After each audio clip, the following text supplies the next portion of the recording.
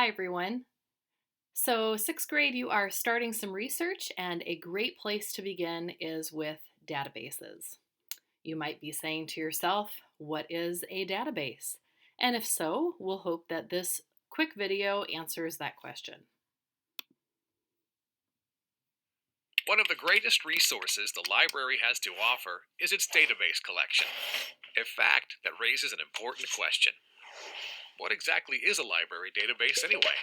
And how do you use one? Fortunately, it's nothing like this. A library database is an online collection filled with academic information from loads of different sources, such as periodicals like magazines and newspapers, or reference sources like books, even videos and music. And all of these resources have been paid for by the library, so they're available to you free of charge. But all that great information isn't just crammed into one database. Libraries have lots of databases, each one focused on a particular subject, like psychology, art history, or English, all of which offer articles filled with valuable information. Articles that are easily searchable and organized by subject. And best of all, you can focus your search on sources that are verified and peer reviewed. And if you still can't track down that perfect article, don't worry. There's somebody at the library who's fully trained and ready to help.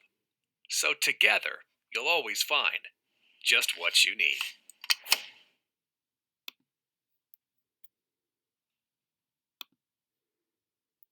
All right.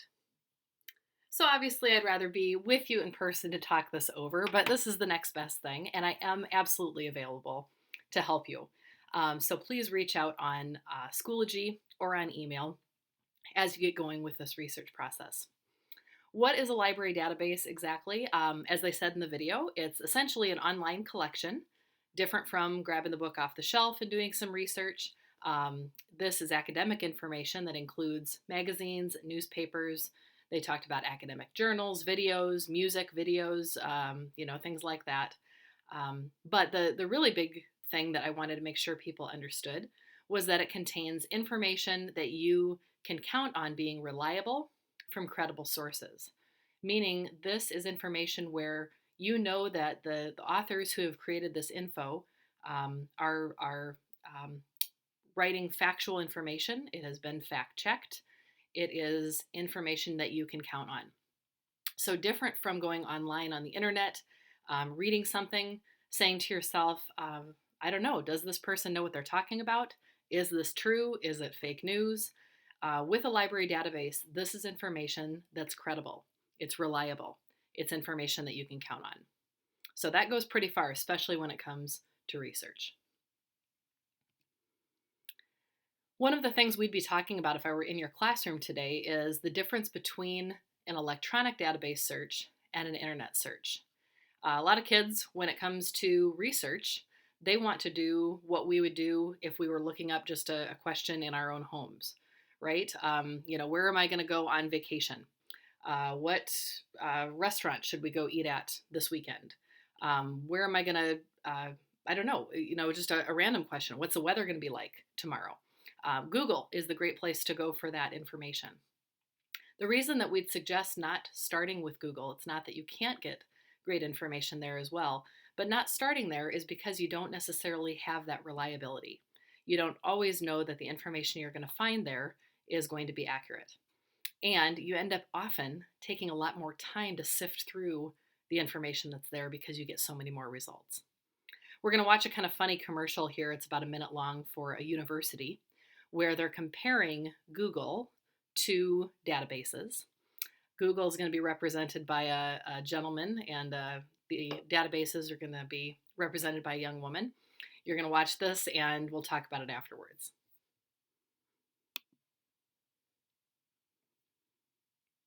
Hi, I'm Database with Purdue Libraries. And I'm Google. Hey Google, did you hear Brian has a report that's due tomorrow? Oh, I did hear that, and I already helped him out. Yeah? Did you get any good results? I had 3,211,064 results in 0.8 seconds. Impressive. Was he able to use any of those results, much less go past the first page? He pretty much stuck to my top 5 results, number 1 being Wikipedia. Why are Wikipedia and Yahoo Answers always your top results? Probably because they're the best. Right. Did you know I can give you access to hundreds of credible journals and articles available only to Purdue students? Brian can use every single one of those to complete his well-supported report. You don't say. Let me put Purdue Libraries into Google. 0 results found.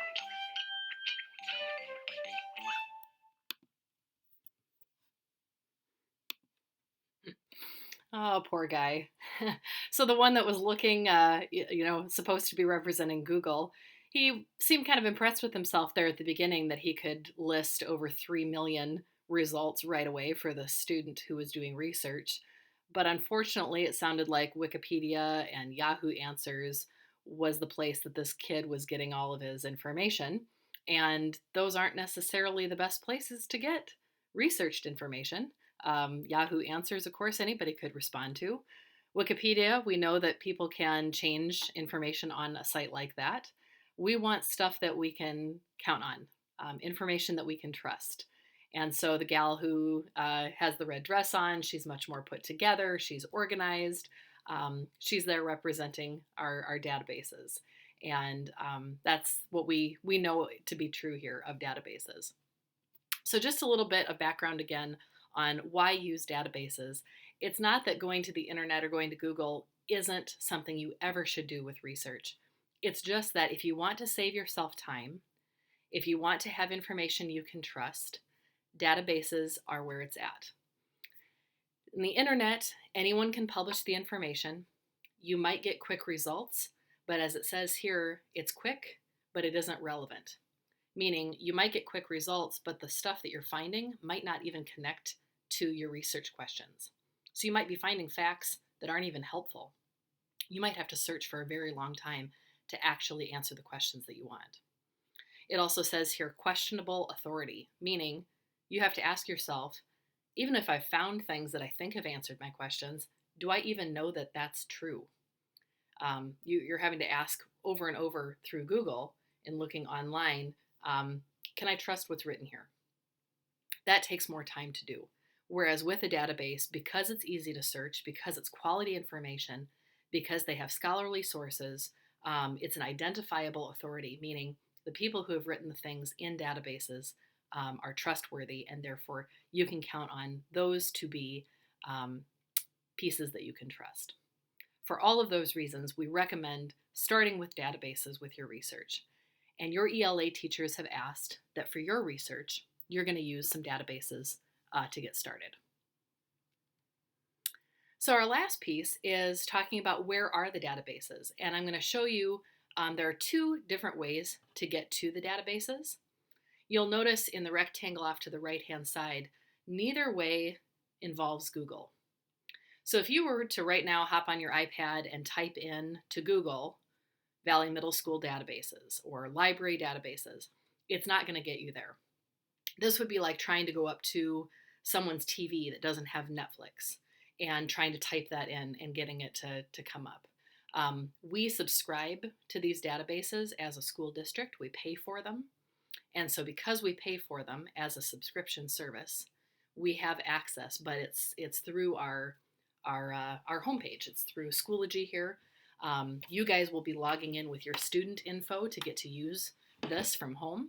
If you were sitting at Valley right now and sitting there with your iPad, you wouldn't have to log in with any information because you'd be in our physical building. So I'm going to walk you through those steps right now to show you how to get there. The first way to go, I'm actually just going to talk through because this is a way we don't recommend. It's kind of clunky. It's more of a backup just in case Schoology decides it's not going to work. So I put it on the slide here just in case you should need it. And I'll definitely put that out for you on email if we should run into that problem while we're doing distance learning. One way to get to the database is to go to the Valley Middle School homepage. You click on the Academics tab at the top and go to the LMC. And from there, you click that Library Catalog button.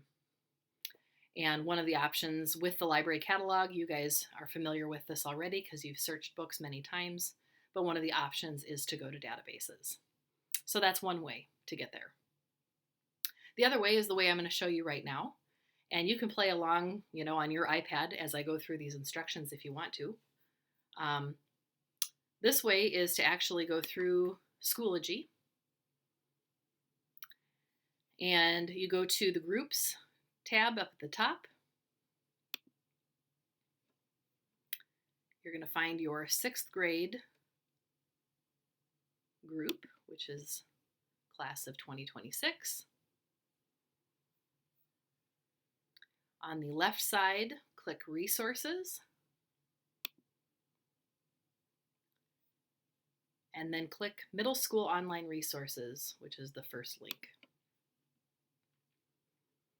Now, I mentioned that if we were sitting in the physical building, this would work a little bit differently. If we were in the physical building, you could click on any one of these colorful buttons and go right into those databases. I'm going to show you real quickly what that would look like. For example, if I were researching a person, I would go into Gale Biography and Context. I'd click on this one with Barack Obama, and I'd be able to actually start searching right away. But you'll notice it's giving me this IP authentication disabled thing. It's basically telling me I can't get in. And the reason for that is because I'm sitting here at home instead. So if you get an error message like that, that's normal. It just means that you do need to get out of that, and you need to log in using this big blue button at the top instead. So this one is going to allow you to have this at-home access, and that's where we all need to go. And this is going to let you use all of our databases from home. The one that I'd recommend anyone starting with, regardless of what your topic is, and I know depending on your teacher, you might have a different set of expectations in terms of what your topic might be. I'd recommend the very last one on this list, this Gale in Context Middle School. This is just a nice general database. It's a good one no matter what your topic is, just to start with. But you also might find that you try this and nothing comes up for your topic, and you may have to close out of this one and try a different one. I'm going to walk through just a few examples to show you how this works and show you how it might look a little bit different depending on your topic, and then we'll be done. One topic that's been on a lot of people's minds lately, and maybe is going to be a topic you're going to be thinking about researching, is the coronavirus. Something to take note of is that, similar to Google, it is going to do a little bit of auto-populating for you. It's going to make some predictions about things that you might be searching. I'm going to just go ahead and keep it to what I was searching here and type in coronavirus. Up here in the top, in the light gray, it's going to summarize for me how many results they have that use the word coronavirus in it. So it looks like there are 5 reference articles, which would be things from, encyclopedias, over 600 magazine articles, over 600 images, pictures, 5,000 some newspaper articles. There's even some videos and some things I can listen to as well. Now this is very different from the number of results I would get with Google. If I were to type in coronavirus to Google right now, I would be in the millions, if not billions, of results. So this is a much more manageable number. If I were to change this from coronavirus to pandemic instead, and I'm broaden my search, that changes the number of results, of course. And I guess I didn't scroll down, sorry, with the coronavirus one. But I see here that that's going to change, of course, the results that I get. Looks like I've got some biographies with this one even. With each one of these, most of the time they're only going to show you the first 3 in each category. So even though it says there are 15 reference articles, they're just going to show you the first 3 of them. If you can see that in the box. So in order to see all 15 here, I'd actually have to click on that, and then it would open it up.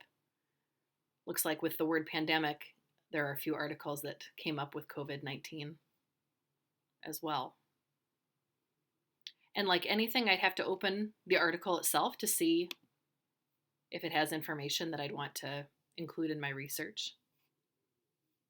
It would give me some, looks like that one has a nice info. It looks like this is obviously a very recent article in 2020.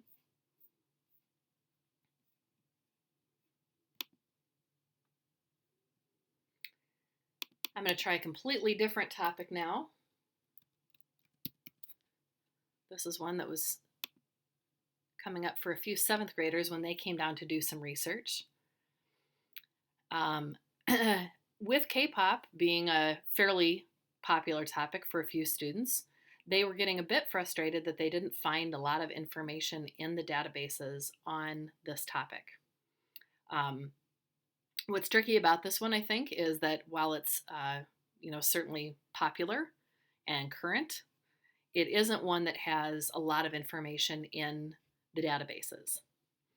And some topics are just that way, especially as kids were starting to do the research or ask questions about it. They just weren't finding a lot of different information. They felt like even some of the articles were repeating some of the same info.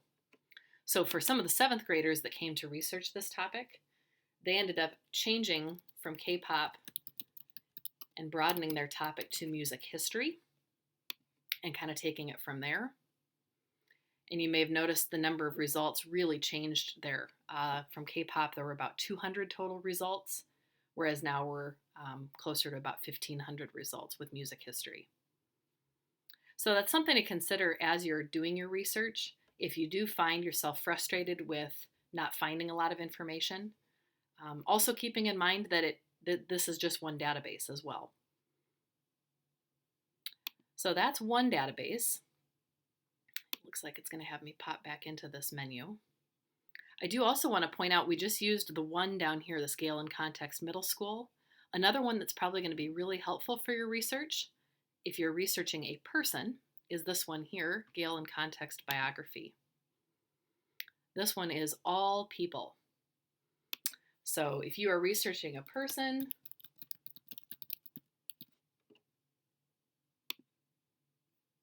you can type in that person's name. This one's set up a little bit differently. The results show up below, but again, in sort of that gray box area.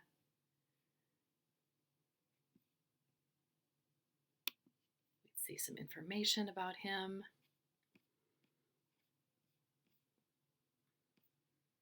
And something that's true in all of these databases as well is they give you the option, usually up in the top right corner, to cite your article.